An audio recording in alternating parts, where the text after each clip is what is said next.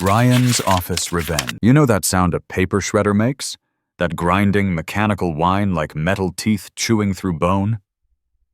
In a quiet Pentagon contractor boardroom with expensive air conditioning and crystal water glasses, that sound cuts right through you. I sat at the far end of that mahogany table, hands flat on the cold wood to keep them steady. My name's Richard Thompson. I'm 49 years old, and I was about to watch my life's work get fed into a machine. The headache I'd been nursing all morning spiked as the theater unfolded at the head of the table. Lawrence stood there in his $4,000 suit, holding my original employment contract from 18 years ago. Coffee stain and all, right there on the bottom corner. He was 38, Chief Strategy Officer, and had a smile that never reached his shark eyes. "We need to be agile," he announced to the room of 12 board members like he was addressing defense contractors. "Legacy agreements like this are anchors. They hold us back from our true valuation trajectory in the modern defense market." He looked right at me. Not apologetic. Triumphant. "Richard, you've had a remarkable run. No one denies the contributions from the early radar development days. But we're a Tier 1 Pentagon contractor now. We need forward-thinking innovation, not legacy maintenance of outdated signal processing." He didn't wait for me to respond. Just turned to the industrial shredder he'd positioned behind him and hit the power button. The machine roared to life. "This is a symbol of our new direction in defense technology," he shouted over the noise. I watched my signature disappear strip by strip.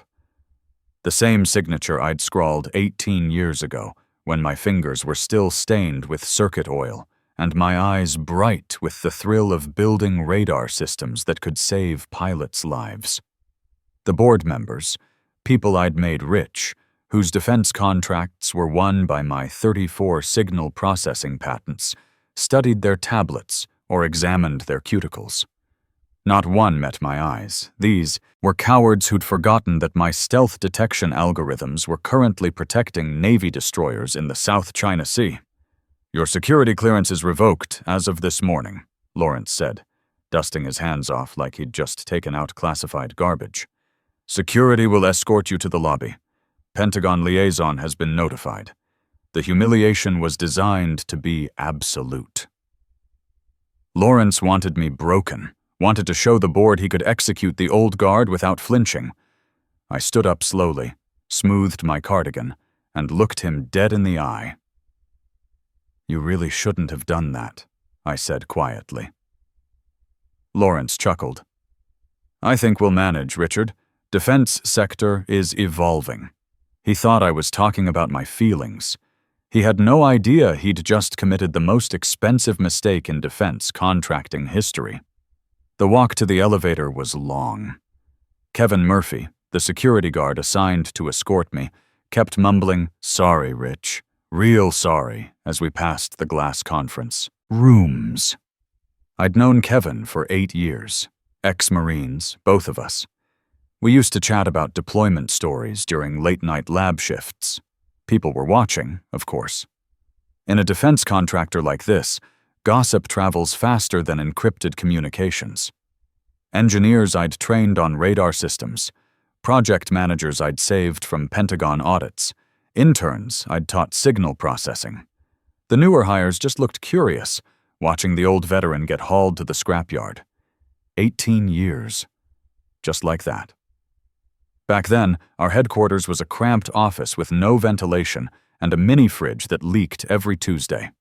We had 4 people, 2 space heaters, and a soldering iron that shocked you if you held it wrong. I'd come straight from the Navy after 12 years as a radar technician, eager to build something that mattered. I remembered sleeping under my desk because I was too close to a breakthrough on the stealth detection prototype. The first time the device actually locked onto a simulated enemy aircraft, that little green LED flickering to life, I knew I'd built something that would change naval warfare. Now, I was standing on the sidewalk outside the glass tower my radar patents had built, holding nothing but my wallet and a revoked security badge. I sat in my 12-year-old sedan in the parking garage, gripping the steering wheel. Damn. 18 years down the drain.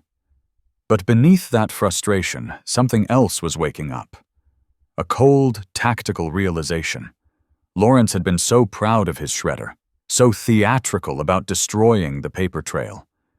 But he'd forgotten one crucial thing. He assumed that because the company had grown from startup to major Pentagon contractor, that the original agreements were obsolete. He didn't know about the clause. I reached into my glove compartment and pulled out a small notebook, flipped to the back where I'd written a phone number years ago. Michael Davidson. I hadn't spoken to Michael in nearly a decade. He wasn't your typical corporate lawyer. He was a retired strategic litigator who specialized in defense contract law and treated litigation like naval warfare. "Michael," I said when he answered. "It's Richard Thompson." They finally did it. "About time," his gravelly voice replied. "Public execution?" "Shredder in the boardroom. Full Pentagon notification." Michael let out a low whistle. "That's remarkably stupid for a defense contractor. Meet me at Murphy's Diner. Bring whatever documentation you have." "I don't have the contract. Lawrence destroyed it." Michael laughed. "Let him think that. Does he know about the digital escrow tied to your security clearance?" "No one knows except us." "Then he's already dead. He just hasn't stopped moving yet. See you in an hour." Murphy's Diner was our usual spot, far enough from the defense corridor that there was zero chance of running into anyone with a security badge. Michael was in the back booth, looking less like a high-powered defense attorney and more like someone who'd spent the last decade fishing. But when I sat down, his eyes were sharp as targeting systems. "You look like hell, Rich," he said, not looking up from his menu. "Complete humiliation. Lawrence brought an actual shredder into the boardroom. Made a speech about defense sector evolution. A shredder? That's perfectly cliché and legally stupid. He really thinks the physical paper controls Pentagon contracts." Michael pulled out a laptop that looked heavy enough to anchor a destroyer. "Let's review the protection mechanism," Michael said, tapping keys on his ancient laptop. This was the trap I'd set 15 years ago, when the company was 4 people and a dream of building better radar systems for the Navy. The original founders had been desperate to keep me. I was the only one who understood the underlying physics of our stealth detection technology. They couldn't pay market salary for an ex-Navy radar specialist, couldn't offer meaningful stock in an unproven defense contractor, so Michael had drafted a Founders Protection Protocol specifically for defense contractors. Buried deep in the intellectual property assignment section was a clause stating that my assignment of patents to the company was conditional on continuous employment and active security clearance. If I were terminated without gross cause, defined strictly as criminal negligence or compromise of classified information, the rights to every single patent I'd authored would immediately revert to a holding trust controlled by me. But we'd gone further. 5 years ago, when the Pentagon started requiring digital documentation for all contractor IP, I'd become paranoid about them losing that original contract in some bureaucratic shuffle. So I'd coded a dependency into the licensing server that handled our defense contracts. "The blockchain escrow," Michael said, scrolling through encrypted files. "Still active?" "It's passive monitoring. The patent registry numbers are linked to a digital token that validates our Pentagon contracts. The company holds the operational lease. I hold the master key. The moment a termination notice gets filed to stop my payroll, the system automatically pings the escrow server." Michael grinned like a submarine commander who'd just locked onto an enemy destroyer. "And if the escrow doesn't receive a cause validation code within the grace period, the lease expires. All 34 patents revert to my personal holding trust, 48-hour grace period built in, just in case of clerical errors or paperwork delays." Michael checked his watch. You were walked out at 10 o'clock a.m. It's now 2:30 p.m. Clock's ticking, and Lawrence doesn't even know there's a bomb under his desk. I spent the next 24 hours in full tactical mode. Set up my command post in the dining room. 3 monitors, secure VPN connection, coffee strong enough to fuel a destroyer's boiler room. I couldn't access company servers directly with my revoked clearance, but I didn't need to. I knew the architecture of every system I'd built. Started running diagnostic pings on the Pentagon contract portals. What I found made my blood run cold. They hadn't migrated anything. The new direction Lawrence preached was just a prettier user interface slapped on top of my original radar processing engines. Every time the Navy queried our system for threat detection updates, every time the Air Force ran stealth aircraft simulations, they were hitting algorithms I'd written in a converted garage 15 years ago. Then I went deeper. Called Hans, our sensor supplier in Munich who'd been building radar components for us since the early days. Richard, we received very strange orders from your new purchasing director. They canceled the military-grade sensor arrays and doubled the order for commercial-grade units. We told them the tolerance levels won't hold for naval applications, but they insisted. What exactly did they say? Mr. Winters claimed military specifications were overcomplicated and that commercial sensors would be adequate for defense contracts. We warned him about saltwater corrosion and electromagnetic interference, but he said cost reduction was the priority. I hung up, staring at the screen in disbelief. Lawrence wasn't just stripping my recognition from the patents. He was actively sabotaging the technology by cutting corners on critical components. If those commercial-grade sensors failed on a destroyer in hostile waters, American sailors could die. And since my name was on every patent, I'd be the one facing congressional hearings when the investigation started. Called Michael immediately. Send the reversion notice. We can't just protect intellectual property anymore. We're talking about national security. The first tremor hit the company Wednesday morning, exactly 48 hours after my termination paperwork hit the Pentagon's contractor database. My phone started lighting up at 9:15 a.m. with texts from engineers still on the inside. Radar validation systems down. Pentagon portal showing. License expiry warnings. All defense contracts showing authentication failures. I sat in my kitchen drinking coffee, watching the chaos unfold through remote diagnostics on the public-facing contract servers. Response times were flatlining across all Department of Defense connections. The digital lease token had expired right on schedule. At 10:30 a.m., my phone rang. Corporate switchboard, let it go to voicemail. At 10:45, it rang again. At 11:10, my personal cell buzzed with a call from Lawrence Winters himself. I put it on speaker and leaned back in my chair. Richard.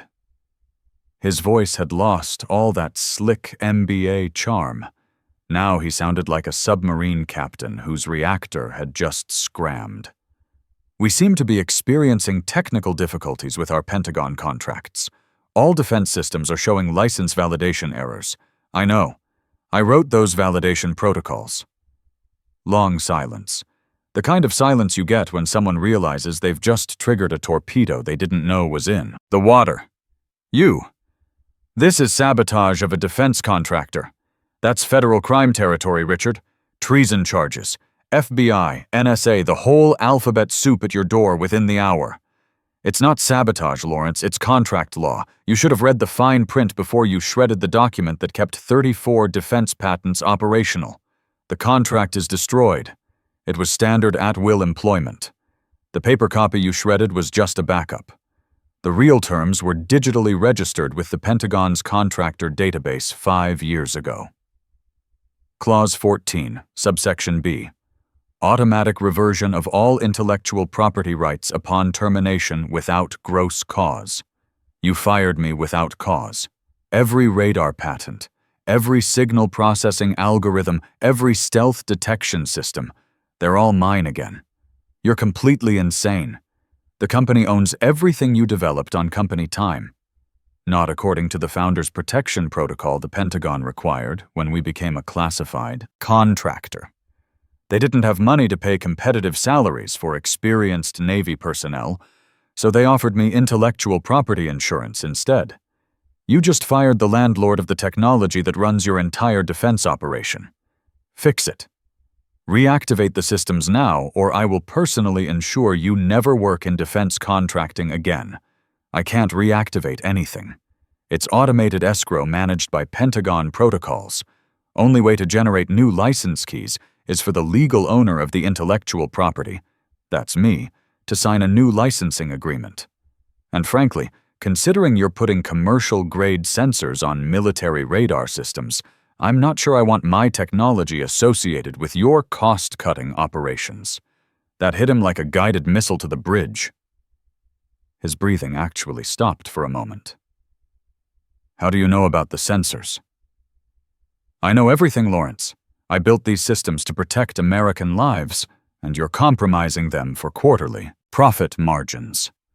Listen to me, Lawrence said, his voice dropping to a dangerous whisper. You're playing a game you cannot win. We have resources you can't imagine. Pentagon contacts, federal prosecutors on speed dial. We will bury you in national security litigation for 20 years. You'll die bankrupt and under investigation. Maybe, I said, leaning back in my kitchen chair. But your current clients, Northrop Grumman, Lockheed Martin, the entire Pacific Fleet, they need their radar systems running today. How long do you think they'll wait while you sue the guy who invented their threat detection algorithms? An hour? A day? They'll void your contracts by Friday and find a contractor who actually owns their technology. I hung up and smiled for the first time in 48 hours. 10 minutes later, Michael called. Just got a frantic email from their general counsel. They want an emergency meeting. Claims there's been a misunderstanding regarding your employment termination and security clearance status. They want to rehire me. They want to put the nuclear genie back in the reactor. They'll offer your job back, probably with a raise and restored clearance, just to get the defense systems reactivated. Then once the Pentagon contracts are secure, they'll find some classified information violation to fire you for real next month. I'm not going back, Michael, and I'm not signing anything until we know exactly what Lawrence has been doing with my technology. Good. Because I found something disturbing about Mr. Winters. His last two corporate turnarounds both ended in federal investigations. He's not a defense contractor fixer. He's a liquidator who specializes in stripping military IP. The standoff lasted 2 days. 2 days of complete silence from me and escalating panic from them. I stayed in my house, curtains drawn, watching news reports about system maintenance disruptions affecting multiple Pentagon contracts. A black sedan appeared on my street. Private. Security. Trying to intimidate me. Just made me more determined. Thursday afternoon, the real leaks began. I hadn't gone to Defense News or any military trade publications, but the Pentagon had. A headline ran, "Major radar system authentication failures affect Pacific Fleet operations. Licensing dispute halts multiple defense contracts. The defense contractor stock index dropped 2% in an hour." When word spread that the disruption centered on one company's intellectual property dispute, our stock individually dropped 6%. Michael came over that evening with Chinese takeout and a thick manila folder. "We have them," he said, dumping documents on my kitchen counter. "Better than just the sensor evidence. We have proof of espionage." He pulled out a sworn affidavit with Kevin Murphy's signature. Kevin felt guilty about the perp walk. But more importantly, he works night security. He's been logging unusual visitors to Lawrence's executive floor. Michael pointed to a name on the visitor log. "Stephen Walsh. You know him?" "That's impossible," I said, staring at the document.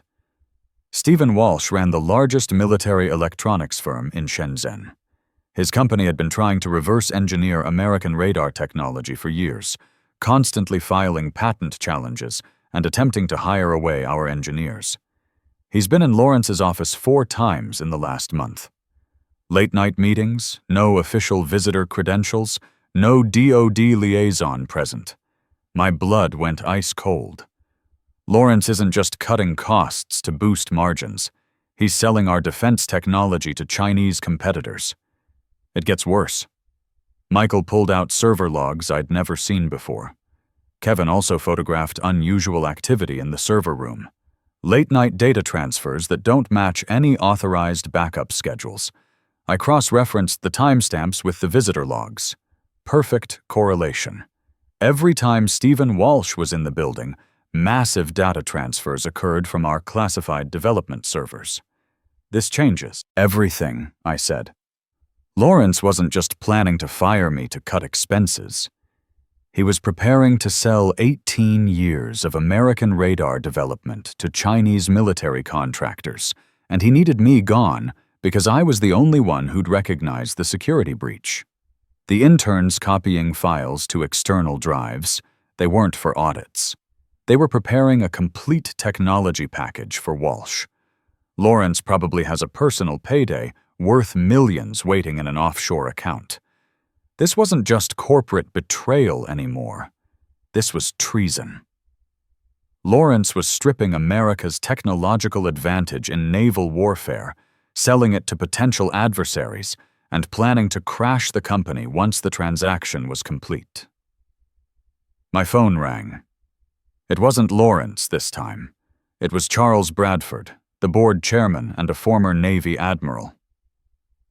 Mr. Thompson, his voice was gravely serious. We need to talk.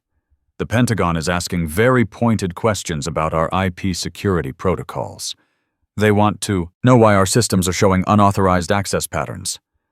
I know about Stephen Walsh, I said directly. The silence on the line was deafening. The mention of Walsh, a name that appeared on multiple Pentagon watch lists, was like dropping a depth charge in the conversation. Emergency board meeting, Charles said. Tomorrow, 9:00 a.m. Full board, DoD liaison present. Lawrence will be there. If I attend that meeting, I want 3 things. First, Michael Davidson represents me as legal counsel. Second, Kevin Murphy provides his security testimony under oath. Third, all server access logs from the past 60 days are presented to the DoD representative. Agreed. Mr. Thompson, if what you're suggesting is accurate, we're talking about federal charges that could destroy this company. The company is already destroyed if Lawrence completes his technology transfer. By Monday, Stephen Walsh will be manufacturing American radar countermeasures for the People's Liberation Army Navy after I hung up. I sat in my kitchen staring at the evidence. 18 years of building systems to protect American ships, and I'd watched them nearly get sold to the highest bidder. Michael was organizing documents into prosecution-ready folders. You realize what happens now? This goes way beyond corporate revenge. FBI, NSA, probably a congressional investigation. Good. Lawrence thought he was just firing an old engineer to streamline operations. He never realized he was trying to steal technology that's currently protecting every American destroyer in the Pacific. I opened my laptop and began typing a detailed technical report for the Pentagon liaison. Every patent, every algorithm, every classified improvement I'd made to American radar systems over the past 18 years. Tomorrow, I wouldn't just be defending my intellectual property rights. Tomorrow, I'd be defending American naval superiority against corporate treason. Walking back into headquarters felt like returning to a submarine after shore. Leave. 3 days ago, I'd been escorted out like a security risk. Today, I walked in flanked by Michael, who carried himself like a JAG officer heading into court-martial proceedings. The boardroom atmosphere was electric with tension. Same mahogany table, same crystal glasses, but the energy was completely different. Monday, Lawrence had stood confident while the board checked their phones. Today, board members sat rigid and pale, focused entirely on the door. Lawrence was pacing like a caged animal, suit jacket off, tie loosened, dark circles under his eyes that no amount of executive privilege could hide. At the head of the table sat someone new. Commander Sarah Mitchell, Pentagon DoD liaison, in full dress uniform. Her presence transformed this from a corporate dispute into a potential military tribunal. "Mr. Thompson," Charles Bradford spoke first, his former admiral authority cutting through the room. "Thank you for coming. We need to resolve this system lockdown immediately. Our Pentagon contracts are hemorrhaging credibility." "It's not a lockdown, Admiral," I said, taking my seat at the same spot where Lawrence had humiliated me. "It's an intellectual property protection protocol triggered by unauthorized termination." Lawrence slammed his hands on the table. "This is corporate extortion. He's hijacked classified defense systems. Commander Mitchell, I demand federal prosecution for sabotage of military contracts." Michael opened his briefcase with deliberate precision. "Mr. Winters, if you want to discuss federal prosecution, let's start with your unauthorized meetings with Stephen Walsh. Would you like to explain to the DoD representative why a Chinese military electronics manufacturer has been visiting your office at midnight?" The air was sucked out of the room. Commander Mitchell's expression went from administrative concern to full combat alertness.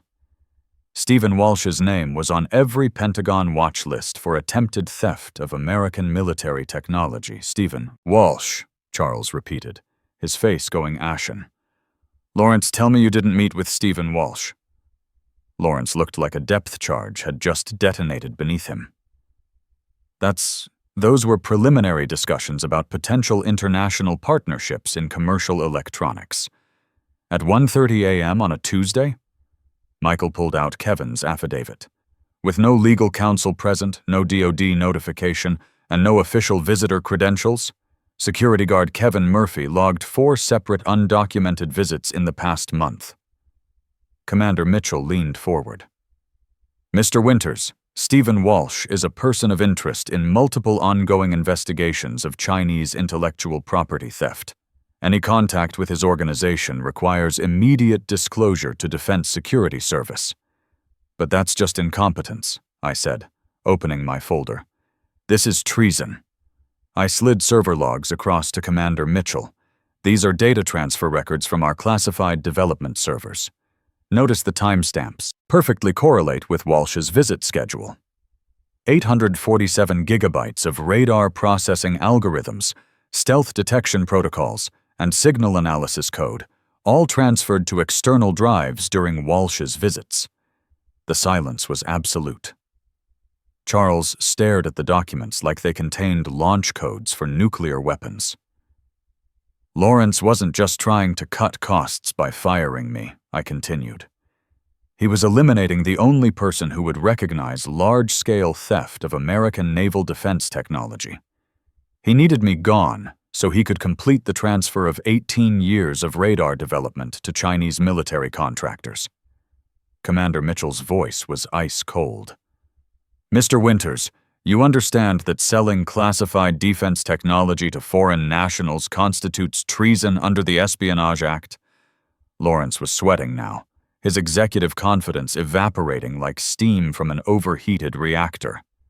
"You're all insane. This is a conspiracy. I was protecting company assets through legitimate business development by selling American radar countermeasure technology to the People's Liberation Army Navy." I pulled out the final document. "Hans Mueller in Munich provided records of your component downgrades. You weren't just stealing the technology, you were sabotaging American systems by replacing military-grade sensors with commercial garbage that would fail under combat conditions." Charles Bradford stood up slowly, his admiral's bearing returning in full force.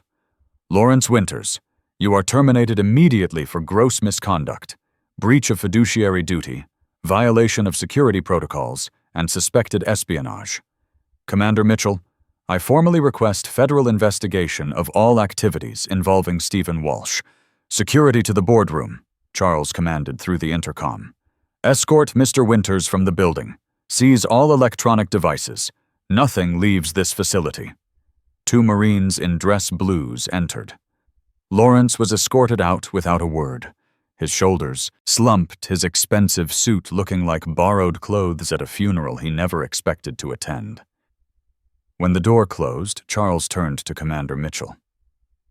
"How do we contain the damage?"